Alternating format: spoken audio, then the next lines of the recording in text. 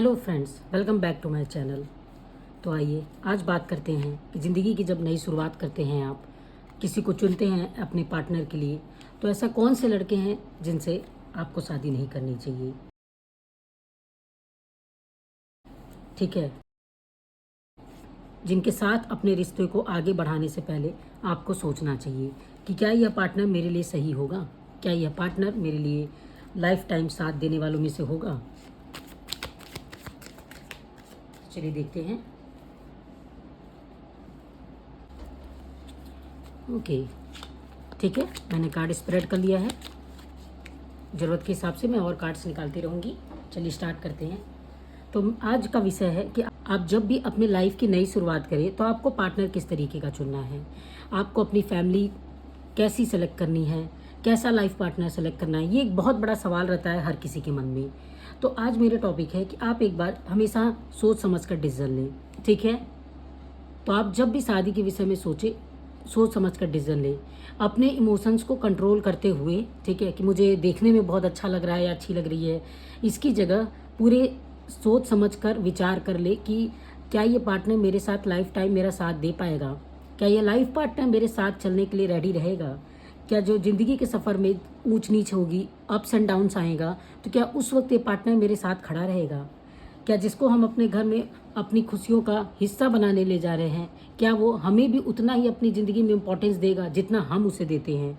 इन सभी सवालों का जवाब ढूंढते हैं आज। ठीक है, चलिए देखते हैं। और कार्ड्स निकालती हूँ मैं।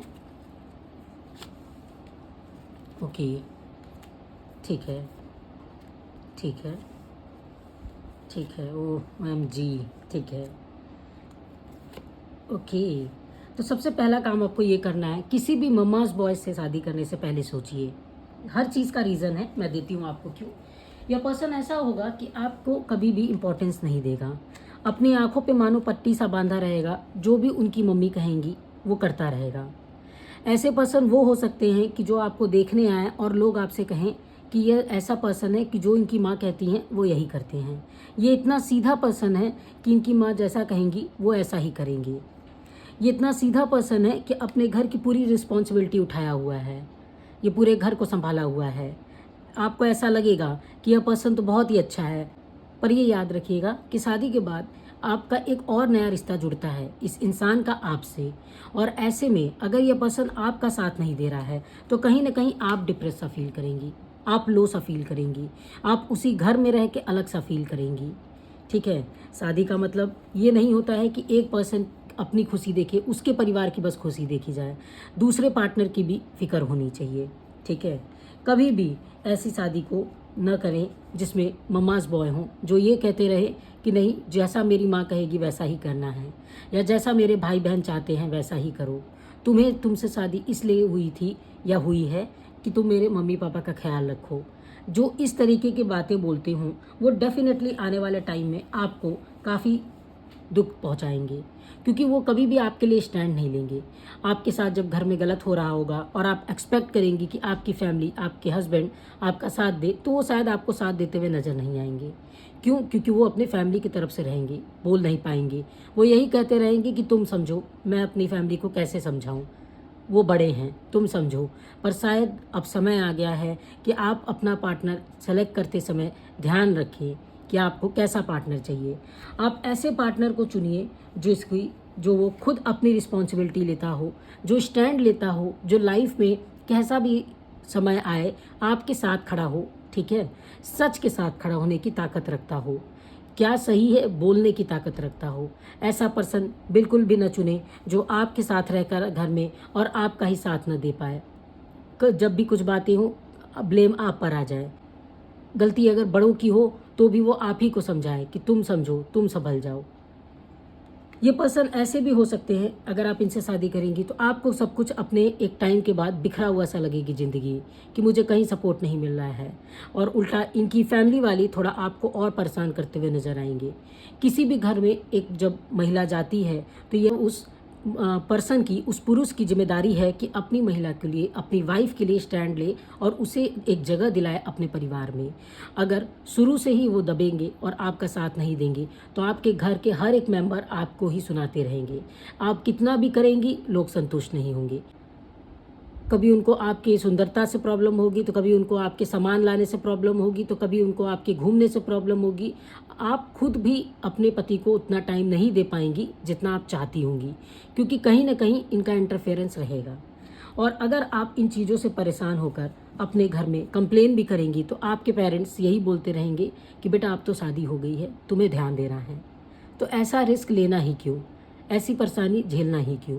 क्यों ना आप ऐसे इंसान से शादी करें जो आपके लिए एक नई अपॉर्चुनिटी लाए, लाइफ में आपके साथ चलने का वादा करे, जो ये कहे कि नहीं जब ज़रूरत होगी तो मैं तुम्हारे साथ भी रहूँगा, जो इंस्पायर करे कि तुम्हारे घर में हो चाहे मेरे घर में हो, दोनों परिवार मेरे लिए बराबर है, मैं साथ देता रहूँगा, जहाँ तुम्हें ज़रूरत पड़ेगी मैं संभालूंगा। ऐसा एक पर्सन लाइए जिसके साथ आपकी बॉन्डिंग रहे, फैमिली की भी बॉन्डिंग रहे, और जो वह पर्सन समझा सके अगर कभी कोई बात होती है कि नहीं किसकी गलती है क्या है, वो स्टैंड ले सके, आपके लिए भी घर में स्टैंड ले सके। सिर्फ financially security is not important, ज़रूरी है कि इमोशनल सिक्योरिटी भी चाहिए, इमोशनली सपोर्ट चाहिए। लॉन्ग टर्म सक्सेस के लिए, एक रिलेशन के लॉन्ग टर्म सक्सेस के लिए डेफिनेटली एक इमोशनल बॉन्ड भी ज़रूरत होती है। तो जो भी आपका पार्टनर है आप कोशिश करें उससे बातें करने की, ठीक है।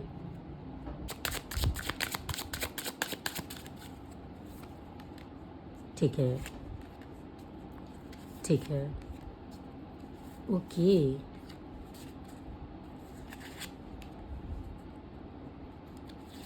ओके, ठीक है। तो आप जब भी अपना पार्टनर सेलेक्ट करें, ऐसा पार्टनर सेलेक्ट करें जो कि आपके साथ मिलाकर चले, बनकर चले, चीज़ों को मैनेज करके चले। थोड़ी चीज़ें आप करें तो थोड़ी चीज़ें वो करें, और इस चीज़ों से घर वालों को आपत्ति ना हो कि क्यों ये इसके लिए करता है, क्योंकि आप अपना घर छोड़ के गई हैं। तो ज़रूरत है कि आपको सपोर्ट मिले, प्यार मिले, ठीक है।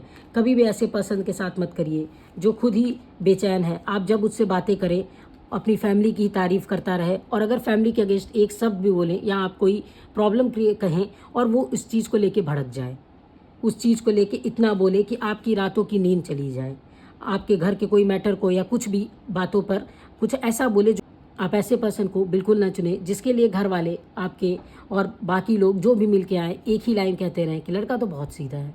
सीधा कोई नहीं है, समझने की ज़रूरत है, क्या चीज़ छुपी है वो चीज़ समझना है। और ये चीज़ हमें तब समझ में आती है जब हम बात करते हैं, जब हम समझते हैं, ठीक है।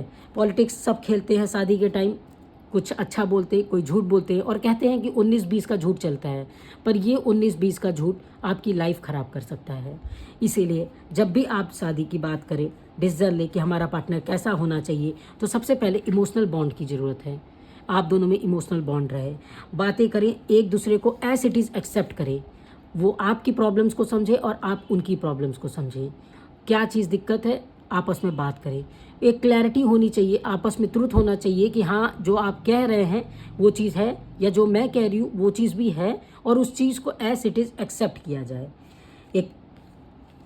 एक अच्छी इमोशनल बॉन्ड को चलाने के लिए ज़रूरत है कि दोनों ही अपने परिवार को समझें और समझाएं, दोनों तरफ बना कर चलें, ताकि जब भी कोई दिक्कत आए तो आप संभाल सकें, बिना फैमिली के इन्वॉल्वमेंट के आप दोनों अपना रिश्ता खुद संभाल सकें।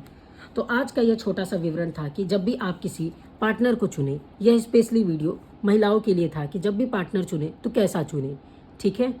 Thank you so much.